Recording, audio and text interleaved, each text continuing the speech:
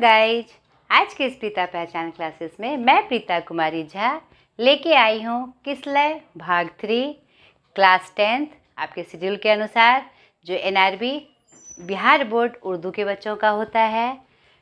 आज मैं लेके आई हूँ पार्ट 7 जिसमें एक कहानी है, एक कलाकार की कहानी। ठेस नहीं, उसका जो बाहरी रूप होता है उसके आचरण से हम यह कल्पना कर लेते हैं कि वह इस प्रकृति का है, लेकिन एक कलाकार का जो मन होता है बहुत ही संवेदनशील और बहुत ही परोपकारी रूप होता है। ठीक है, तो यह संदेश हमें इस कहानी के माध्यम से प्राप्त होगी। जब हम कहानी की व्याख्या और परिचय जानेंगे तब ये बातें हमें पता चलेगी। इस कहानी का नाम क्या है? ठेस, यानी जो ठेस लगती है, चोट लगती है। इसके लेखक कौन है? फणीश्वर नाथ रेणु, जो कि आंचलिक विषय के एकदम ज्ञाता जाने जाते हैं।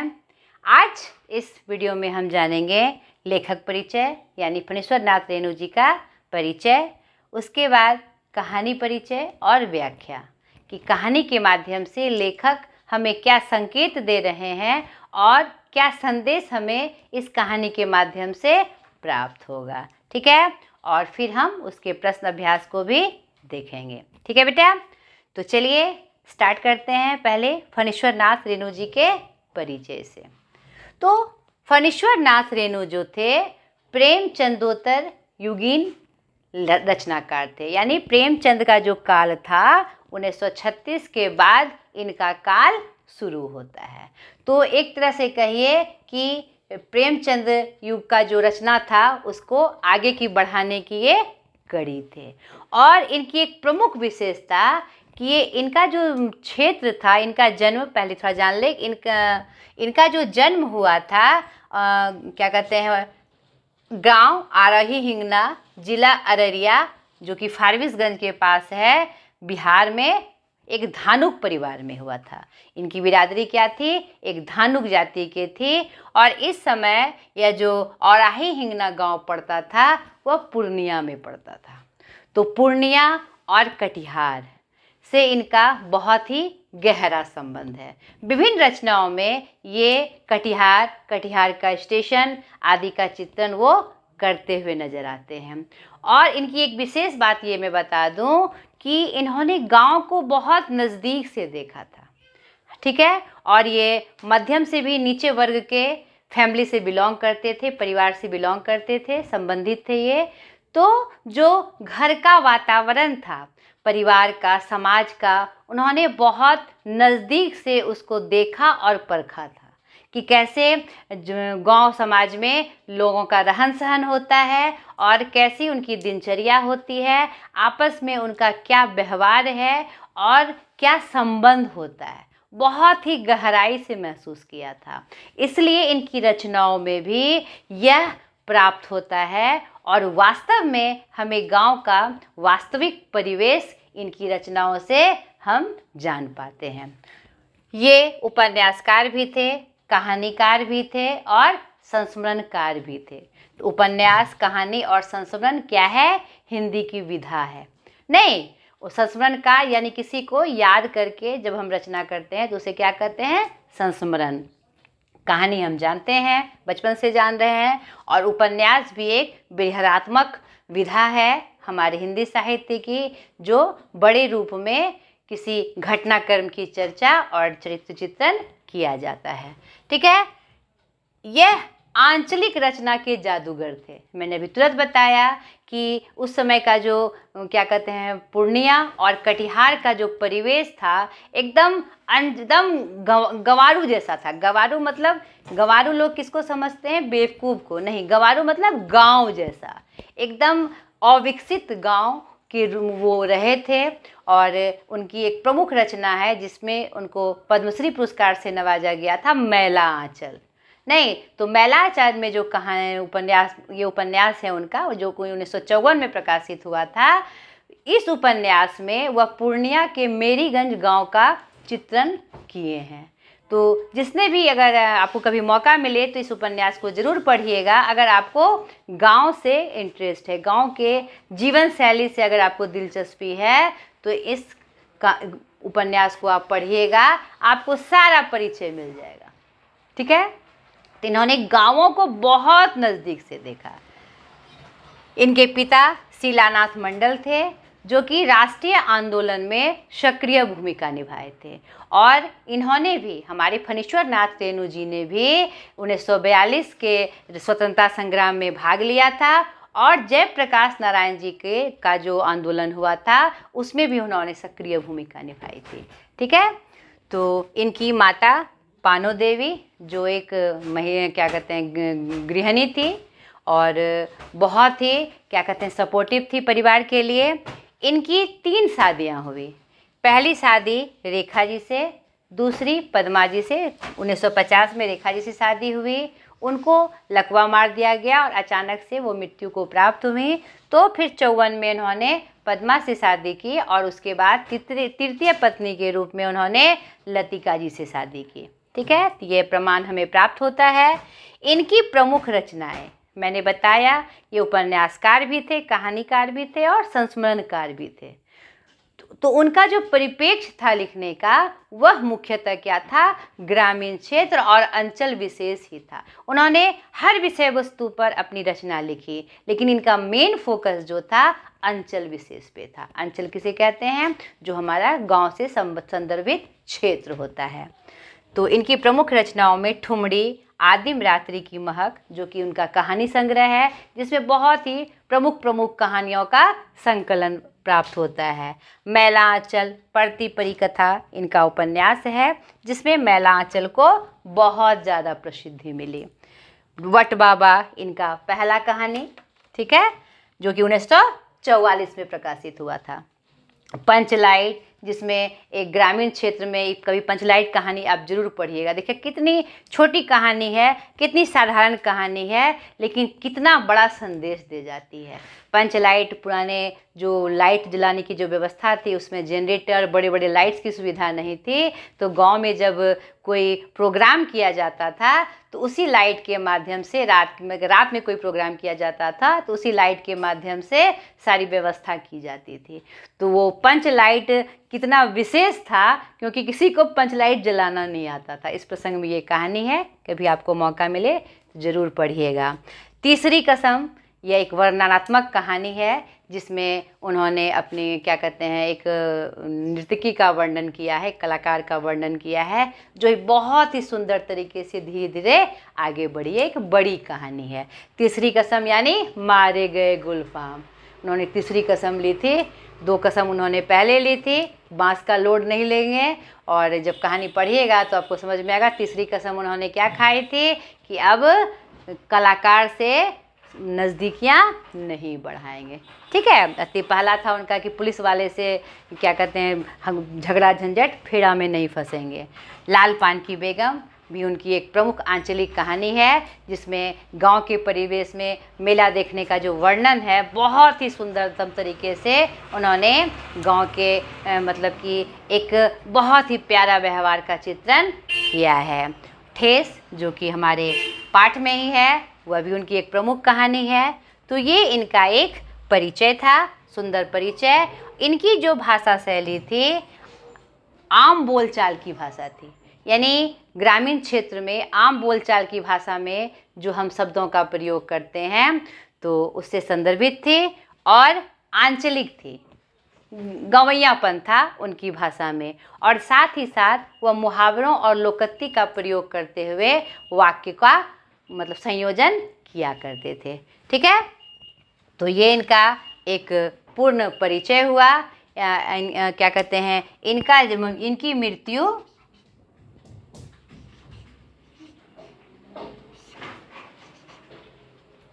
इनकी मृत्यु 11 अप्रैल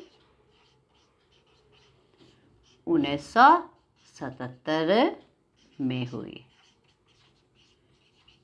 56 वर्ष की अवस्था में, 54-55 की वर्ष की अवस्था में इनकी मृत्यु हुई। तो ये एक पूरा परिचय मैंने आपको फणीश्वर नाथ रेणु जी का दिया। ठीक है। तो अब अगले पार्ट में कहानी का परिचय हम जानेंगे और कहानी की व्याख्या भी जानेंगे कि इस कहानी विशेष में हमें वह क्या संकेत दे रहे हैं और किस एक मधुर संबंध जो होता है उसके तरफ इशारा कर रहे हैं, और एक कलाकार के मन का जिसकी हम कल्पना भी नहीं कर सकते, जिसका हम अनुमान भी नहीं लगा सकते कि इतना बड़ा वो रोल निभा जाएगा, तो उसकी तरफ उन्होंने इशारा किया है, संदेश दिया है। उसके बाद इसके प्रश्न अभ्यास को भी हम देखेंगे। तो चलिए कहानी की तरफ। चलिए अब हम पाठ में कहानी की तरफ चले। ठेस कहानी। तो नाम से ही पता चल रहा है इसमें कोई ऐसी घटनाक्रम होगी जिसमें किसी न किसी चरित्र को ठेस लगी होगी। तो यहाँ पर मैं आपको परिचय के रूप में बता दूँ कि ये हमने इसके लेखक का नाम तो जान ही लिया, परिचय भी जान लिया। तो ये जो ठेस कहानी है, फणीश्वर नाथ रेणु जी जो हैं वह किसी के भी मन की बात को समझने में बहुत ही महारत हासिल रखते थे वो। तो उन्होंने गांव में अपना ज़्यादा समय बिताया और गांव के परिवेश में जो साधारण तबके के भी लोग हैं उनमें भी क्या गुण है और उनमें जो गुण है, जो विशेषता है, कैसे हमारे सामने आकर हमें आकर्षित करती है, इस कहानी के माध्यम से यह संदर्भ व वर्णन करते हैं। और फणीश्वर नाथ रेणु जो थे लोक मन के मर्मज्ञ कलाकार थे। इस ठेस कहानी में मिथिलांचल की लोक संस्कृति का प्रभावी वर्णन है। मिथिला में जब बेटियों की शादी होती है तो उनके विदाई में बहुत सारी पारंपरिक चीज़ें आज भी दी जाती है, ससुराल पक्ष के लोगों को भेंट स्वरूप दी जाती है, जिसमें जो क्या कहते हैं गांव की संस्कृति में यूज़ करने वाले, उपयोग में आने वाले सामान हैं, उसके बारे में उन्होंने ये बताया है कि कैसे आज भी वह लोगों के आकर्षण का केंद्र है। जैसे कि चटाई बनाना, क्या कहते हैं आपका जो बांस के जो पंखे होते हैं वह बनाना, या जितनी भी चिक होती है सजाने के लिए वह, जो कि यानी कि गांव के सामान से, पेड़ पौधों के माध्यम से, रस्सी के माध्यम से, या फिर आपके बांस की जो बत्तियां होती है उसकी पतली पतली कराची बनाकर जो सजावट के चीज़ बनाए जाते हैं, आज भी वह हमारे मिथिला के परिवार में बहुत प्रसिद्ध है। तो उनका उस लोक संस्कृति का उन्होंने वर्णन किया है। यह कहानी कलाकार के मन की विशिष्टताओं का मार्मिक वर्णन करती है। हम कभी कभी क्या सोचते हैं कि सामने वाले का जो रूप और जो व्यक्तित्व हमें साधारण अर्थ में दिखता है हम उसे ही सही मान लेते हैं, कि कभी कभी साधारण सा दिखने वाला व्यक्ति भी एक अमिट छाप हमारे अंदर छोड़ सकता है, और उसमें भी उसके अंतस में भी ऐसी बहुत सारी विशेषताएं हैं जो हमारे मन को लुभा सकती है। ये एक छोटी सी कहानी है। यहाँ पर जो इस कहानी का प्रमुख पात्र है सिरचन, इसके माध्यम से लेखक एक बहुत बड़ा संदेश हमें देते हुए नज़र आते हैं, और यहाँ पर हमारी जो कल्पना होती है वहाँ पर वो कटाक्ष करते हुए एक बहुत ही सामाजिक परिवेश में एक बहुत ही प्रामाणिक बात वह साबित कर रहे हैं कि हम किसी के बारे में जो अनुमान लगा लेते हैं वह हमेशा से सही नहीं होता है। तो चलिए अब कहानी की तरफ हम देखें कि कैसे किसी आदमी में श्रम के प्रति सम्मान की भावना, रिश्तों की गहराई और मनुष्यता की पक्षधरता को समझने में कैसे हमारे सामने साबित होती है। ठीक है, यह आंचलिक कहानी है और इतनी खूबसूरती तरीके से यह पिरोई गई है, इतनी खूबसूरती से इसका वर्णन किया गया है कि यह जो हमें आकर्षित करती है। तो यह आंचलिक कहानी है, ये मैंने आपको बताया। गांव की यह कहानी है, तो गांव का जो माहौल है, जो परिवेश है, इसमें उसका वर्णन कूट कूट कर हमें प्राप्त होता है। तो यह कहानी शुरू होती है सिरचन से।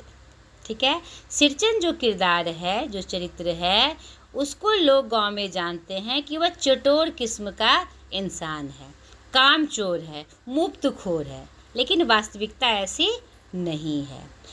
लोग उसे गांव का मुख्य पेशा क्या होता है, किसानी नहीं मजदूरी, तो लोग उसे किसानी करने में या मजदूरी करने में नहीं बुलाते हैं, क्योंकि लोगों की यह मान्यता है कि वह काम ही नहीं कर पाएगा, क्योंकि वह कामचोर है। सिर्फ खाने के लिए अगर कुछ उसे भेंट स्वरूप निमंत्रण दो या निमंत्रण दे के बुलाओ तो वह लालायित होकर चला आएगा। ऐसी मानसिकता लोगों ने उसके संदर्भ में पाली हुई है। इसी क्रम में कहानी को आगे बढ़ाते हुए, उसको मुख्य पात्र के रूप में रखते हुए लेखक कहानी को आगे बढ़ाते हैं कि सिरचंद जो गांव में बदनाम था, किसके लिए, कामचोर के लिए, चटोर के लिए, लेकिन घटनाक्रम के क्या कहते हैं आगे के वृत्तांत में हम देखेंगे कि वह कितने अच्छे तरीके से एक सामाजिक क्या कहते हैं प्रामाणिक रूप से वह हमें एक बहुत ही महत्वपूर्ण संदेश दे जाता है रिश्तों की गहराई का, जिसमें अपना कोई रिश्ता ना होने के बावजूद भी वह एक सामाजिक परिवेश का जो रिश्ता होता है, खासकर गांवों में, उसका बहुत ही सुंदर वर्णन हमें इस कहानी के माध्यम से प्राप्त होता है। तो सिरचंद को लोग कब बुलाते थे? सिरचंद एक कलाकार था।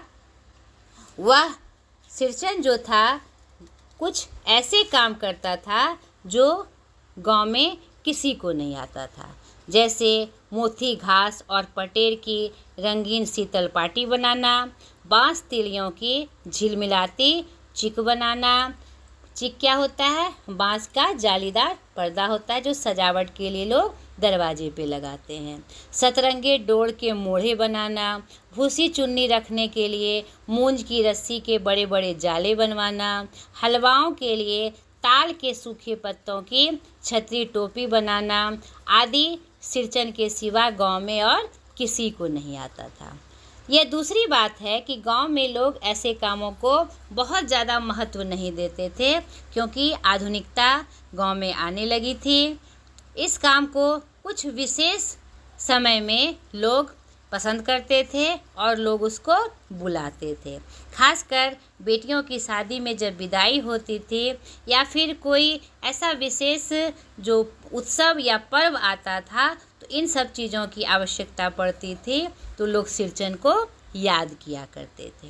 तो इसी घटनाक्रम में कहानी आगे बढ़ती है और यहाँ पर एक बहुत बड़ी घटना हो जाती है कि यहाँ पर जिसका वर्णन लेखक ने किया है परिवार के रूप में, कि माँ उसे बुलाती है, उनकी छोटी दीदी की विदाई होने वाली रहती है, उनको घर पे बुलाया जाता है और घर पे बुलाने के बाद माँ का व्यवहार जो था उनके प्रति बहुत ही स्नेहिल था। मानू दीदी जिनकी विदाई होने वाली है, उनका भी संबंध सिरचंद से जिसको वो दादा कह के पुकारती थी, बहुत ही मधुर होता है। सिरचंद को बुलाया जाता है और माँ कहती है कि ऐसा कुछ काम कर दो जिससे कि क्या कहते हैं मानू के ससुराल वाले बहुत खुश हो जाए, ऐसी कारीगरी वाली सामान बना के तुम तैयार करो। तो इसी क्रम में माँ व्यस्त रहती है, क्या कहते हैं शादी ब्याह का माहौल है, घर में बहुत सारे काम होते हैं। तो परिवार के जो और सदस्य थे, मंझली भाभी, चाची, बड़ी भाभी, तो इसी क्रम में मंझली भाभी उस पर कुछ कटाक्ष करती है उसकी आतुरता को देखकर, और जब काम करवाने के लिए माँ उसको बुलाती है तो उसे छापे वाली धोती का प्रलोभन देती है। और एक बहुत बड़ी बात कि सिरचंद जो भी कोई काम करता था उसके बदले में वह पैसा नहीं लेता था, भरपेट खाना खिलाकर या पुराना कोई कपड़ा देकर उनसे काम करवाया जाता था। तो लोग उसे बहुत ज़्यादा महत्व नहीं देते थे, लोग काम करवा लेते थे और कहते थे चलो एक पेट में काम हो गया, बहुत बड़ी बात हो गई। लेकिन यहाँ पर लोग वहाँ तक नहीं पहुँच पाते थे कि एक कलाकार अपने कलाकारी का पैसा नहीं लेता, इस बात पे लोग ध्यान नहीं दे पाते। तो ये बात मैं घटना भूल गई थी, ये मैंने आपको बताया। इसी क्रम में माँ जो उसको कहती है छापे वाली धोती आपको मैं दूंगी, तो आप अच्छे से काम करिए। तो यहाँ पर मंझली भाभी और चाची जो उस परिवार की एक सदस्य हैं, तो वह उस पर कटाक्ष करती है और काम के क्रम में बहुत तरह का व्यंग उस पर छोड़ती है। तो शुरू में सिरचन टालता है, बहुत बातों को टालता है, लेकिन हर इंसान के अंदर संयम की एक सीमा होती है। उन्हें जब खाना दिया जाता है तो चूड़ा गुड़ दे दिया जाता है मंझली भाभी के द्वारा। वह खाना भी बहुत प्यार से सिरचन दादा सूखा चूड़ा खा लेते हैं, गुड़ भी नहीं छूते। तो माँ कहती है कि थोड़ा बूंदी तो डाल दो, तो वह छींट कर बूंदी उनके थाली में डाल देती है। तो मजाक के लहजे में वह कह जाते हैं, क्या अपने घर से आने वाले मिठाइयों को ऐसे ही बांटती हो मंझली भाभी? तो वह चिढ़ जाती है और नए नए कटाक्ष और नई नई बातें उसको सुनाई जाती है। फिर इसी घटनाक्रम में कहानी आगे बढ़ती है। चाची और मंझली भाभी का सिरचन पे बहुत गुस्सा है और अपना गुस्सा उतारने का वह मौका ढूंढती फिरती है। ठीक है, मानू पान का बीड़ा बनाती है और वह बैठक में देने जाती है। इसी संदर्भ में वह एक पान का बीड़ा सिरचन की तरफ बढ़ाते हुए कहती है कि दादा लो तुम भी पान खाओ। तो पान खाने के वह खुश होकर पान का बीड़ा मुंह में लेता है। इसी समय चाची आ जाती है और पुनः उस पर कटाक्ष करती है, कहती है कि अरे लगता है तुम घर में भी खूब पान खाते होगे। वह इस बात को भी नज़रअंदाज कर देता है और कहता है चाची जरा अपनी डिबिया का गम कौवा जर्दा तो खिलाना। हंसी में वह इस बात को टालने की कोशिश करता है। फिर से चाची उस पर कटाक्ष करती है, घर में भी पान और गम कौवा जर्दा खाते हो, चटोर कहीं के। ऐसी बातें सुनकर उसके दिल में बहुत तकलीफ़ होती है। फिर भी वह पान को मुंह में घुलाता रहता है और अचानक से उठकर पिछवाड़े में थूकाता है और अपना सारा सामान जिससे वह चीक शीतल पार्टी बनाता था संभाल कर झोले में रख लेता है और अधूरी बनी हुई सामान पर नज़रें डालकर तेज़ी से बाहर चला जाता है। चाची फिर से बड़बड़ाकर उस पर कटाक्ष करती है, बाप रे शान कैसा, छाप वाली धोती क्या मुफ्त में आती है? इस मुझौसे के ना मुंह में लगाम है ना आँख में सील। इस कटाक्ष को वह सुन लेता है और उसे अंदर तक ठेस लगती है। तो अब सब कुछ उल्टा पुल्टा हो जाता है। अब मानू जिसको बहुत चाहत थी उन सब चीज़ों की ताकि वह विदाई में ले जा सके, माँ के भी सपने टूट जाते हैं। अब तो ये चीज़ें नहीं बन पाएगी क्योंकि गांव में किसी को वह कलाकारी नहीं आती है। तो अब मानू थोड़ा सा अंदर से गुस्सा भी है चाची के प्रति, लेखक को भी बहुत गुस्सा है। क्या कहते हैं, जब चाची और मंझली भाभी उनका क्या कहते हैं मन पोषती है, मानू दीदी का मन पे ढांढस देती है कि मैं ऐसी शीतल पार्टी और ख़रीद कर आप तुम्हें मेला से मंगा दूंगी। तो मानू कुछ नहीं बोलती, लेकिन लेखक कटाक्ष में बोल देते हैं कहीं उसमें भी चाची और मंझली भाभी की नज़र ना लग जाए, जिससे दोनों कुड़ती हैं। और फिर कहानी आगे बढ़ती है। मानू दीदी के विदाई का समय आ जाता है। तो उस समय ट्रेन से लोग इधर से इधर जाया करते थे, अपना रास्ता नापा करते थे, एक जगह से दूसरे जगह जाया करते थे। तो अचानक से जब ट्रेन पे सारा सामान लेखक ही जाने वाले थे उनके साथ, अपनी मानू दीदी के साथ, तो वो जब ट्रेन पे सारा सामान पहुंचाकर दरवाज़ा बंद करने लगते हैं, अचानक से सिरचन की आवाज़ उनके कानों तक जाती है, हाँफते हुए उन तक पहुंचता है और बहुत ही सुंदर शीतल पार्टी, चिक और एक जोड़ी आसनी कुश वह उनको भेंट स्वरूप देता है। यह देखकर दोनों का मन बहुत द्रवित हो जाता है और वास्तव में कलाकार का क्या दिल है वह उन्हें पता चलता है और बहुत ही अच्छा रूप यहाँ पर सिरचन का सामने आता है एक कलाकार के रूप में। मानो उसे मोहर छाप वाली धोती का दाम निकाल कर देने लगती है, लेकिन सिरचन जीभ को दांत से दबाकर दोनों हाथ जोड़ लेता है, कहता है नहीं। यहाँ पर बताइए, लोग सोचते थे कि एक पेट खाना खिलाकर इससे काम करवा लो, नहीं, यह चटोर है, यह तो कामचोर है, यह किसी काम का नहीं है, आदि आदि बातें उसे सुनाई जाती थी। लेकिन इस घटनाक्रम से उसकी जो सारी अहमियत है, सारी ईमानदारी और उसकी काबिलियत यहाँ सामने आ जाती है कि कैसे रिश्तों को निभाते हुए उस परिवार से उसका अपना कोई रिश्ता नहीं था, लेकिन यहाँ जो प्रेम का रिश्ता और मानवता का रिश्ता निभाने का उसने परिचय दिया, यह अपने आप में अनुपम है। नहीं, मानू को इच्छा थी उसे सिरचन की बनी हुई शीतल पाटी, चिक और कढ़ाई वाली चीज़ें प्राप्त हो, लेकिन चाची ने सब कुछ बिगाड़ दिया था और अंततः स्टेशन पे पहुंचकर उनके द्वारा, सिरचन के द्वारा भेंट की हुई सारी चीज़ें क्या की, सारे माहौल को बदल दिया।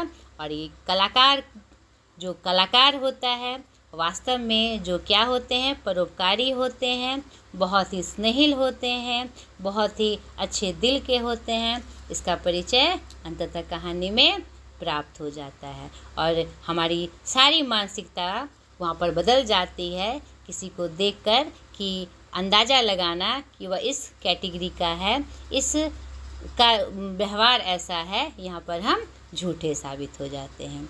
तो और मानो फूट फूट कर रोती है और बंडल को खोलकर देखने लगती है कि ऐसी कारीगरी, ऐसी बारीकी, रंगीन सुतलियों के फंदों का ऐसा काम पहले कभी उसने नहीं देखा। लेखक ने भी पहले कभी ऐसा काम नहीं देखा। यहाँ पर प्रेम और ईमानदारी का एक बहुत ही सुंदर उदाहरण प्रस्तुत हुआ है। तो हमने कहानी देखी, शॉर्टकट में हमने इनकी व्याख्या जानी और एक बहुत ही अच्छा संदेश भी हमने प्राप्त किया। अब चले हम इसके प्रश्न अभ्यास की तरफ। अब देखिए प्रश्न के माध्यम से लेखक हमें क्या संकेत दे रहे हैं, क्या बात बता रहे हैं और किस प्रकार से इस प्रश्न अभ्यास को बनाना है। पहला प्रश्न है, गांव के किसान सिरचन को क्या समझते थे? तो आप सर्वप्रथम इस कहानी को पूरा पढ़ लेना है। इससे क्या होगा, आपको चरित्र के बारे में भी जानकारी होगी। इस कहानी में जो चरित्र के रूप में रोल निभाए हैं, अभिनय किए हैं, उसकी जानकारी आपको होगी और साथ ही साथ घटनाक्रम में कौन सी बातें कहाँ हुई, कैसे हुई, यह भी आपको जानकारी प्राप्त हो जाएगी। तो आप सारा आंसर खुद से कर सकते हैं। मैं थोड़ा इशारा आपको सिर्फ कर दूं। गांव के किसान सिरचन को क्या समझते थे? कामचोर समझते थे। नहीं, बेकार ही नहीं समझते थे, बेगार समझते थे। इसलिए खेत खलिहान की मजदूरी के लिए कोई उन्हें बुलाने नहीं जाता था। उन्हें लगता था कि उसे तभी बुलाया जाए जब उसे मुफ्तखोर में, कामचोर में, बिना ऐसे ही मुफ्त में मजदूरी करानी हो तब उसे बुलाया जाए। लोग उसे कामचोर और चटोर भी कहा करते थे। ठीक है, इस कहानी में आए हुए विभिन्न पात्रों के नाम लिखिए। मैंने तुरंत अभी आपको बताया, आप इस कहानी को पढ़िएगा तभी आपको विभिन्न पात्रों के नाम पता चलेंगे, तब आप उनको लिखिएगा। तीसरा है, सिरचन को पान का बीरा किसने दिया था? तो कहानी में ये बात आती है कि सिरचन को पान का बीरा मानू दीदी ने दिया था। आपके विचार से सिरचन का महत्व कम क्यों हो गया? नहीं, सिरचन का महत्व कम इसलिए हो गया कि जिस प्रकार की कलाकारी उसको आती थी, उसका जो महत्व है धीरे धीरे गांव में उसका प्रचलन जो हुआ कम होने लगा। लोग उन चीज़ों को ज़्यादा पसंद नहीं करने लगे। विशेष उत्सव में या विशेष शादी व्यवहार में, विवाह में ही उन चीज़ों की आवश्यकता उन्हें महसूस होती थी। इसीलिए सिरचन का महत्व क्या हो गया? कम होने लगा। पांचवा प्रश्न है, सिरचन चिक और शीतल पार्टी स्टेशन पर ले जाकर मानू को देता है, इससे उसकी किस विशेषता का पता चलता है? सिरचन चिक और शीतल पार्टी स्टेशन पर ले जाकर मानू को देता है, उससे उसकी बहुत सारी विशेषताओं का पता चलता है। जैसे पहला, उस गांव में परिवार के प्रति समर्पण की भावना, प्रेम की भावना, और दूसरा मानू के प्रति असीम प्रेम की भावना के कारण ही वह शीतल पाटी जाके स्टेशन पर उसे भेंट करता है। तीसरा, एक कलाकार अपने कर्तव्य के प्रति बहुत ही कठोर निर्णय लेता है। उसे वह काम मिला था कि मानू दीदी के लिए वह अच्छे से कलाकारी करते हुए सामान बनाए, लेकिन चाची और मंजली भाभी के चलते वह काम छोड़ के बीच में आ जाता है। तो कहीं ना कहीं उसके मन में टीस थी कि वह अपने काम को पूरा नहीं कर पाया। तो अपने कर्तव्य के प्रति समर्पित की भावना भी यहाँ पर उसके गुण में दिखलाई पड़ती है। ये सब कुछ विशेषताएं थी जो सिरचन के अंदर थी। छठा प्रश्न है, निम्नलिखित गद्यांशों को कहानी के अनुसार क्रमबद्ध रूप से सजाइए। तो ये मैंने आपको करने के लिए छोड़ा कि तीनों जो पंक्ति दी हुई है क, ख और ग, तो आप देखिए कि पहले कौन सी घटनाक्रम आती है। आप सर्वप्रथम कहानी को पूरी तरह अच्छे से पढ़िएगा, तभी आप ये सेटअप कर सकते हैं।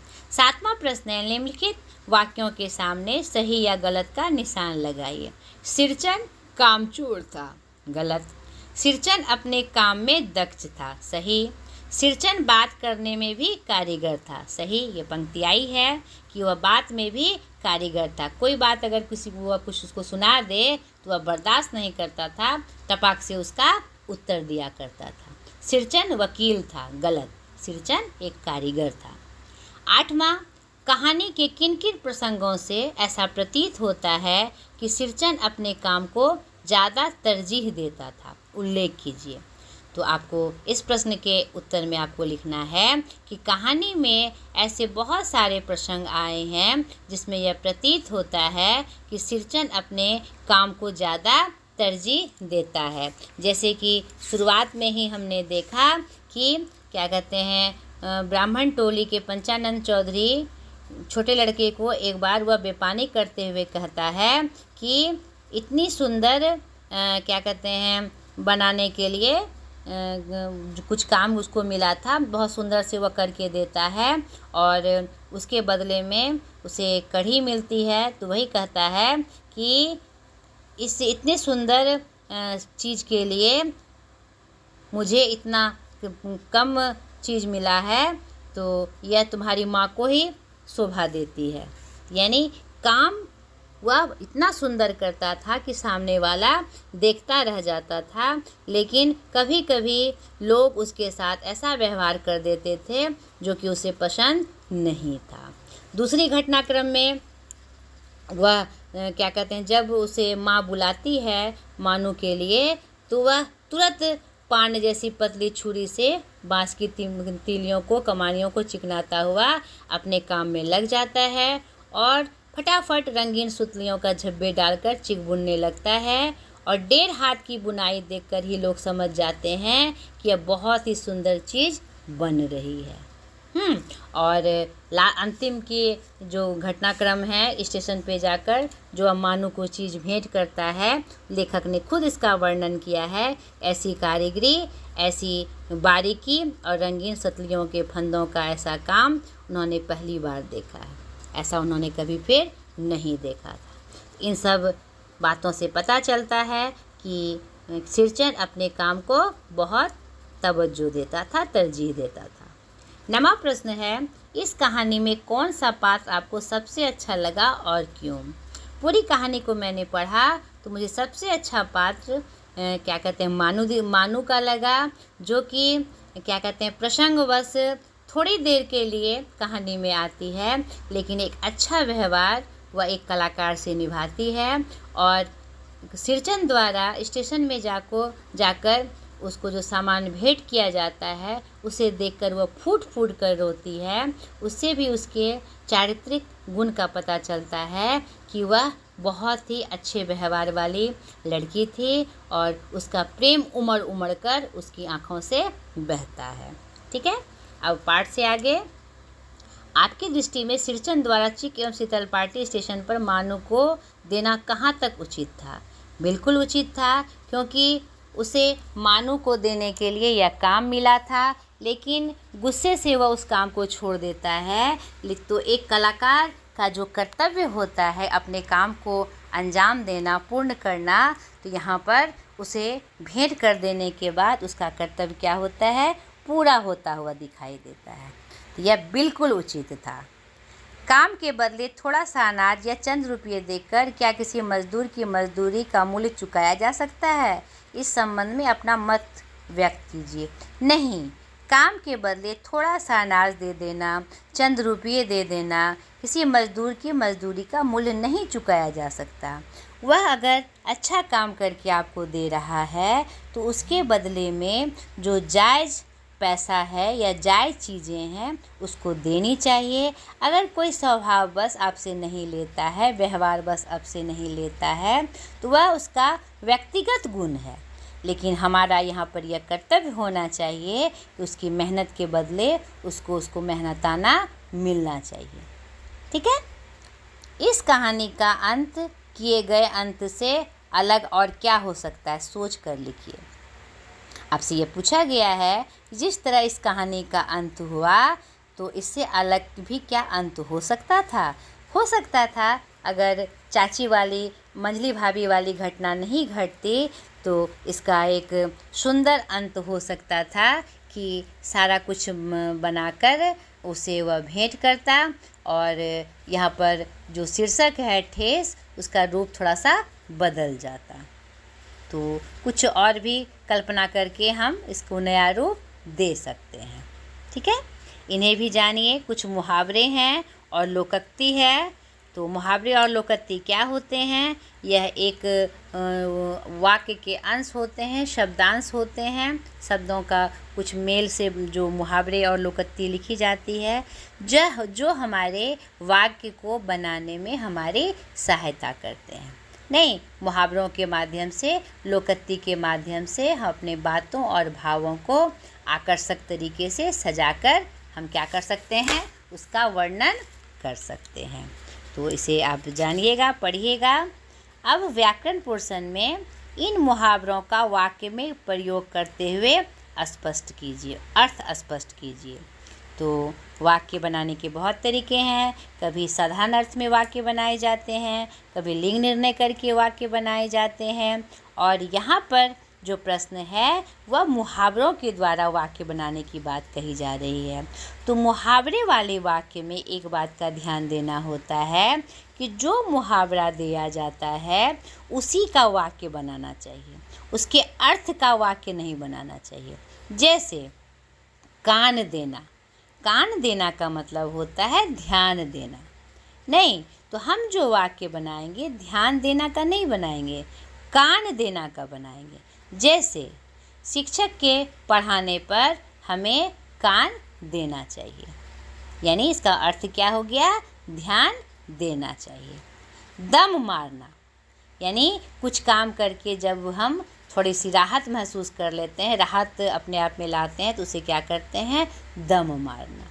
हाँ, बहुत दूर से चलते चलते थोड़ी देर के लिए राम और श्याम दम मारने लगे, यानी आराम करने लगे। तो हमने आराम करने का नहीं बनाया, दम मारने का वाक्य बनाया। ठीक है। मुंह में लगाम ना होना, यानी बहुत बोलना। मुंह में लगाम ना होना का क्या अर्थ होता है, बहुत ज़्यादा बातें करना, फालतू की बकवास करना। तो हम जो वाक्य बनाएंगे मुंह में लगाम ना होना का बनाएंगे, बकवास करना का नहीं बनाएंगे। जैसे राधा इतना बोलती है, उसके मुंह में बिल्कुल भी लगाम नहीं है। नहीं, यानी बिना वजह हुआ बहुत ज़्यादा बोलती है। सिर चढ़ाना, यानी मन बढ़ाना। सिर चढ़ाना का मतलब होता है मन बढ़ाना। तो हम वाक्य जो बनाएंगे सिर चढ़ाना का बनाएंगे। नहीं, क्या कहते हैं, जैसे माँ ने रघु का मन बहुत बढ़ा दिया, यानी उसका क्या हो गया है, मन बढ़ाना मतलब बहुत भाव दे देना। नहीं, सिर चढ़ाना, सिर चढ़ाना का मतलब मन बढ़ा देना। तो हम सिर चढ़ाना का बनाएंगे, माँ ने रघु को बहुत सिर चढ़ा के रखा है, यानी मन बढ़ा के रखा है। ठीक है। तो ये आपका व्याकरण पोर्शन था।